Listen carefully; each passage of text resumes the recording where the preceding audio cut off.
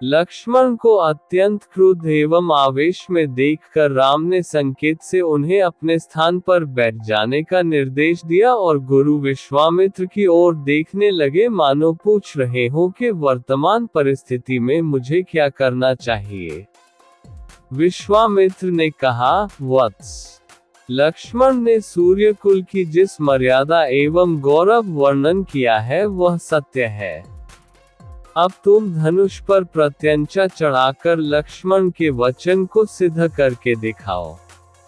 गुरु की आज्ञा पाकर रामचंद्र मंद गति से पग बढ़ाते हुए शिव जी के धनुष के पास पहुँचे।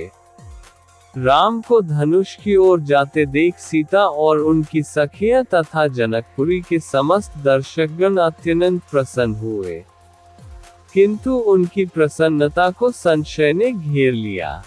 वे सोचने लगे कि जब विश्वविख्यात शक्तिशाली राजा और राजकुमार इस शिव जी के धनुष को हिला नहीं सके तो राम जैसे सुकुमार किशोर पिनाक की प्रत्यंचा चढ़ाने में कैसे सफल हो सकेंगे।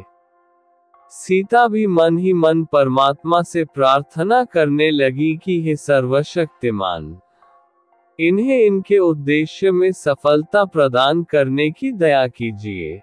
मेरा हृदय भी इनकी ओर आकर्षित हो गया है, अतः इसकी लाज भी आपको ही रखनी है।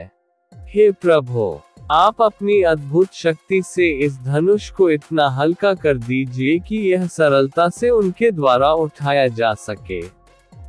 धनुष के पास पहुंचकर राम ने धनुष को बीच से पकड़कर सरलता के साथ उठा लिया और खेल ही खेल में उस पर प्रत्यंचा चढ़ा दी।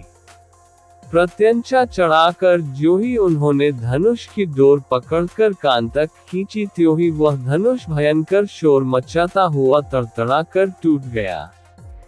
उस नाद से अधिकांश दर्शक मूर्छित होकर भूमि पर गिर पड़े। सिर्फ विश्वामित्र, राजा जनक, राम, लक्ष्मण आदि कुछ ही ऐसे लोग थे जिन पर इस भयंकर स्थिति का कोई प्रभाव नहीं पड़ा। कुछ काल पश्चात जब सबकी मूर्छा दूर हुई तो वे राम की सराहना करने लगे। धनुष भंग हो जाने पर राजा जनक ने विश्वामित्र से कहा, मुनिवर, मेरी प्रतिज्ञा पूर्ण हुई, इसलिए अब मैं सीता का विवाह रामचंद्र के साथ करना चाहता हूँ। मुझे अपने मंत्रियों और पुरोहित को विवाह का संदेश लेकर महाराजा दशरथ के पास अयोध्या भेजने की आज्ञा दे। विश्वामित्र प्रसन्न होकर बोले, राजन, आपके ऐसा ही करना ही उचित है। अपने मंत्रियों को ये भी आदेश दे दे कि वे राजा दशरथ को संदेश दे दे कि दोनों राजकुमार कुशल पूर्वक यहाँ पहुँच गए हैं। विश्वामित्र के वचनों से संतुष्ट होकर मिथिलापति जनक ने सीता को बुलवाया। वे अपनी सखियों के साथ हाथ में वरमाला लिए मंथर गति से लजाती हुई वहां आई जहां धनुष को तोड़ने के पश्चात श्री रामचंद्र खड़े थे।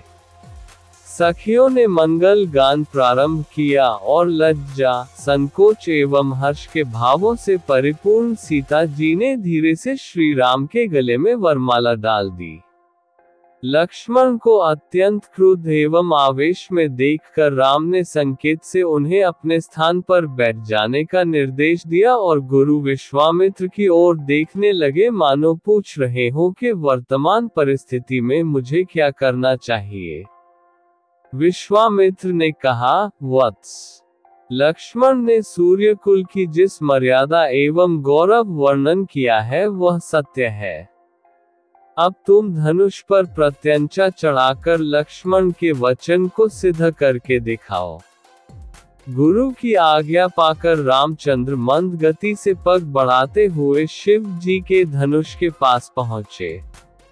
राम को धनुष की ओर जाते देख सीता और उनकी सखियां तथा जनकपुरी के समस्त दर्शकगण अत्यंत प्रसन्न हुए, किंतु उनकी प्रसन्नता को संशय ने घेर लिया। वे सोचने लगे कि जब विश्वविख्यात शक्तिशाली राजा और राजकुमार इस शिव जी के धनुष को हिला नहीं सके तो राम जैसे सुकुमार किशोर पिनाक की प्रत्यंचा चढ़ाने में कैसे सफल हो सकेंगे। सीता भी मन ही मन परमात्मा से प्रार्थना करने लगी कि हे सर्वशक्तिमान, इन्हें इनके उद्देश्य में सफलता प्रदान करने की दया कीजिए। मेरा हृदय भी इनकी ओर आकर्षित हो गया है, अतः इसकी लाज भी आपको ही रखनी है। हे प्रभु, आप अपनी अद्भुत शक्ति से इस धनुष को इतना हल्का कर दीजिए कि यह सरलता से उनके द्वारा उठाया जा सके। धनुष के पास पहुंचकर राम ने धनुष को बीच से पकड़कर सरलता के साथ उठा लिया और खेल ही खेल में उस पर प्रत्यंचा चढ़ा दी। प्रत्यंचा चढ़ाकर ज्यों ही उन्होंने धनुष की डोर पकड़कर कान तक खींची, त्यों ही वह धनुष भयंकर शोर मचाता हुआ तड़तड़ाकर टूट गया। उस नाद से अधिकांश दर्शक मूर्छित होकर भूमि पर गिर पड़े। सिर्फ विश्वामित्र, राजा जनक, राम, लक्ष्मण आदि कुछ ही ऐसे लोग थे जिन पर इस भयंकर स्थिति का कोई प्रभाव नहीं पड़ा। कुछ काल पश्चात जब सबकी मूर्छा दूर हुई तो वे राम की सराहना करने लगे।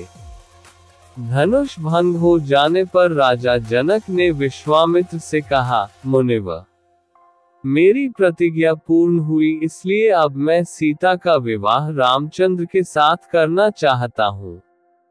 मुझे अपने मंत्रियों और पुरोहित को विवाह का संदेश लेकर महाराजा दशरथ के पास अयोध्या भेजने की आज्ञा दे। विश्वामित्र प्रसन्न होकर बोले, राजन, आपके ऐसा ही करना ही उचित है। अपने मंत्रियों को ये भी आदेश दे दे कि वे राजा दशरथ को संदेश दे दे कि दोनों राजकुमार कुशल पूर्वक यहाँ पहुँच गए हैं। विश्वामित्र के वचनों से संतुष्ट होकर मिथिलापति जनक ने सीता को बुलवाया। वे अपनी सखियों के साथ हाथ में वरमाला लिए मंथर गति से लजाती हुई वहां आई जहां धनुष को तोड़ने के पश्चात श्री रामचंद्र खड़े थे। सखियों ने मंगल गान प्रारंभ किया और लज्जा, संकोच एवं हर्ष के भावों से परिपूर्ण सीता जी ने धीरे से श्री राम के गले में वरमाला डाल दी।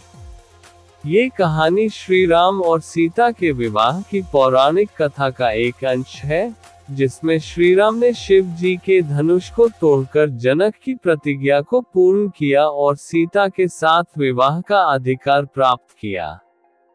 कथानुसार लक्ष्मण के क्रोध और आत्मसम्मान से प्रेरित होकर राम ने अपने गुरु विश्वामित्र की आज्ञा का पालन करते हुए शिव धनुष उठाने का साहस किया।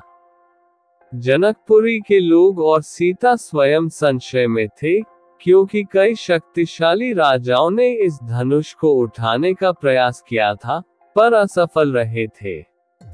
लेकिन राम ने अपनी दिव्य शक्ति से न केवल धनुष उठाया, बल्कि उसे तोड़ भी दिया, जिससे वहां उपस्थित सभी लोग चकित हो गए।